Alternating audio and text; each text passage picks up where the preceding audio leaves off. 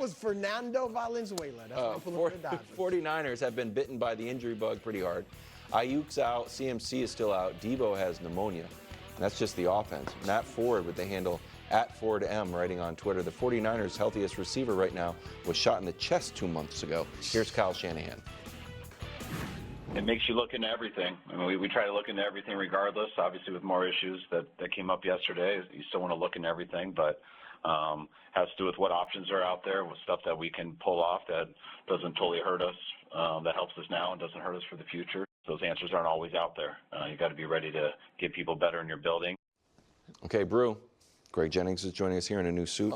And also, for you, ask a question real quick. That's why you hold out.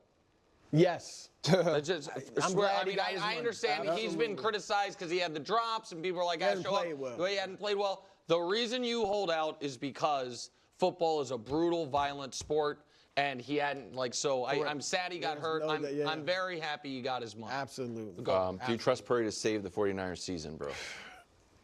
If they, and Debo looks like he'll be back. I mean, pneumonia, I don't know how long he'll be out. But if they get Debo, Kittle, and Jawan Jennings, who should play this week, may play this week, but he's a number 3 receiver.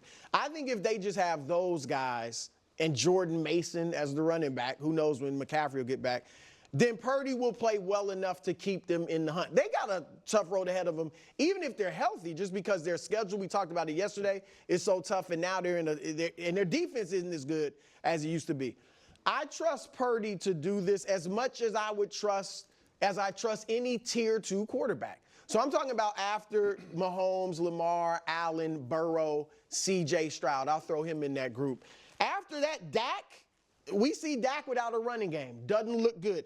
I don't think Baker's carrying Tampa Bay to the playoffs if Godwin looks like he is out, if Evans is out as well. Matthew Stafford, his numbers he got 3 touchdowns and 4 interceptions without Cooper Kupp and Puka Nacua. So this is the level I think Purdy's at. I don't expect him to do what Allen would do in this situation. But if he gets some of those guys back, I think they'll be in the hunt for the playoffs. Yeah, you're exactly right. No, I'm going to just say, no, I don't trust Purdy to save the 49ers season.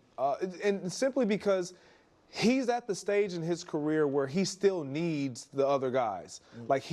I'm not saying he doesn't make the other guys better, because he does to a degree, but they make him definitely better. That's unquestioned. That's without doubt. The stats suggest that. His record suggests that. And so and I believe this is a season where this is going to help him move forward. You don't believe he should get paid. I do believe he should get paid. I believe this will determine whether or not he should get paid. No, I think if you think 60. I mean, that's the rate. I think what they should do, and I don't know him obviously at all, but I feel like he might have the person. If I go to them, I'm the Niners. I'm like, look, we want to give you like 50. So nobody does that.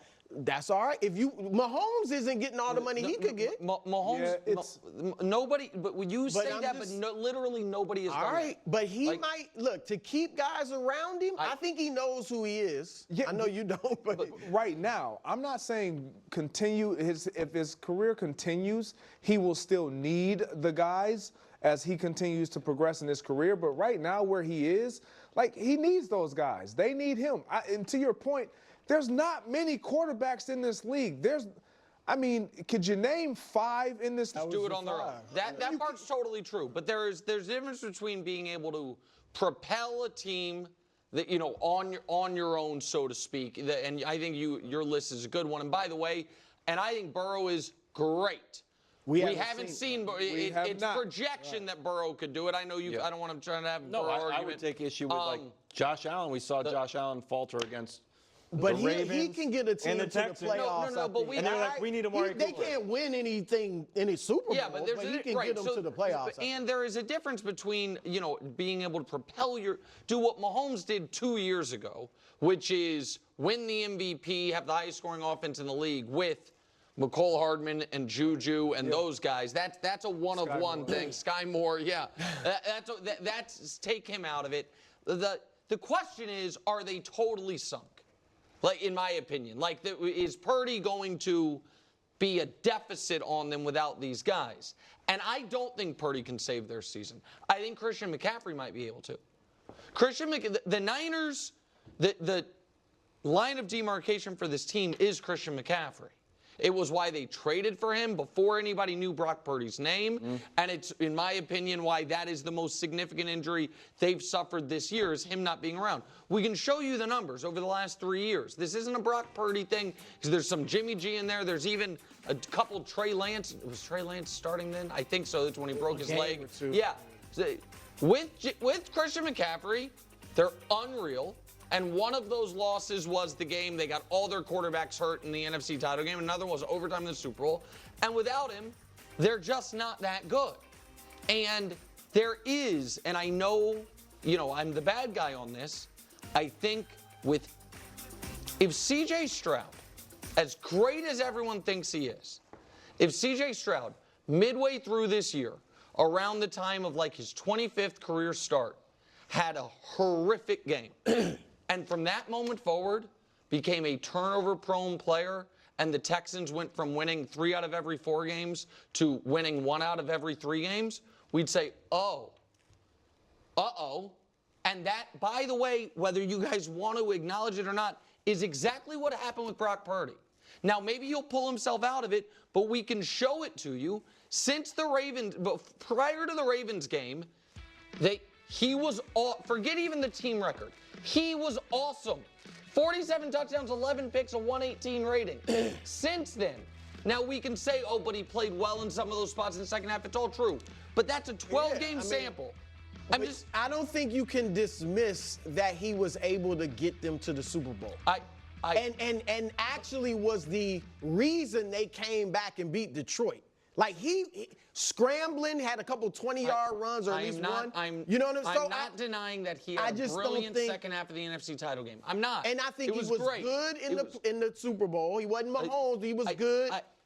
I'm not trying to take any of that away. What I am trying to say is those numbers are the numbers. It's a dozen games where his passer rating has dropped 35 points since the Ravens game. His touchdown-interception ratio went from 4-1, best in NFL history, to dead even.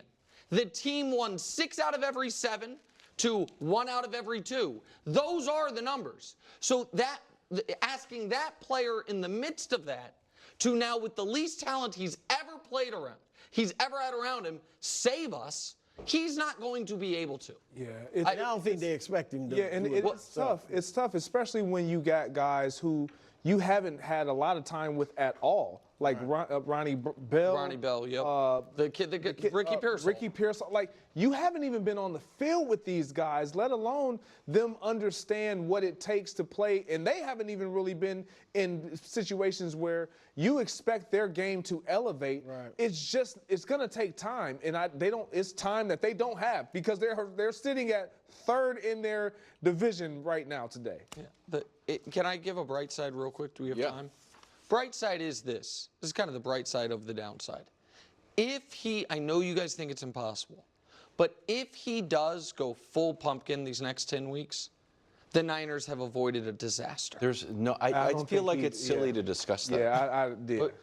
Of him going So full you pumpkin. think it's just hold on. So you think it's silly to say over the next 12 games he will play exactly how he has over the previous 12 games? We just know the previous 12 games are an aberration. I mean, one of the games was the Super Bowl, right? Yeah, the Super Bowl, NFC champ, like what? 3 of those games are playoff games. Yeah, big time. That he played. I think it's well just, I think he's not going pumpkin mode. I don't think it's well. I think it's a interesting graphic for me to buy into, that I look at kind of with like a chagrin. I would have to figure out. You're like, the book's out. I'm like, I need to know what does that mean? And I'm not saying like that might be something that we have to ask Mangini or like Greg. You can dive into the tape, but like what has changed? His length of target is like he's airing it out. Guys aren't there. What's different? No, he's been a very ambitious, aggressive thrower. There's no doubt about it. But he was a guy who was incredible, despite throwing the ball last year down the field.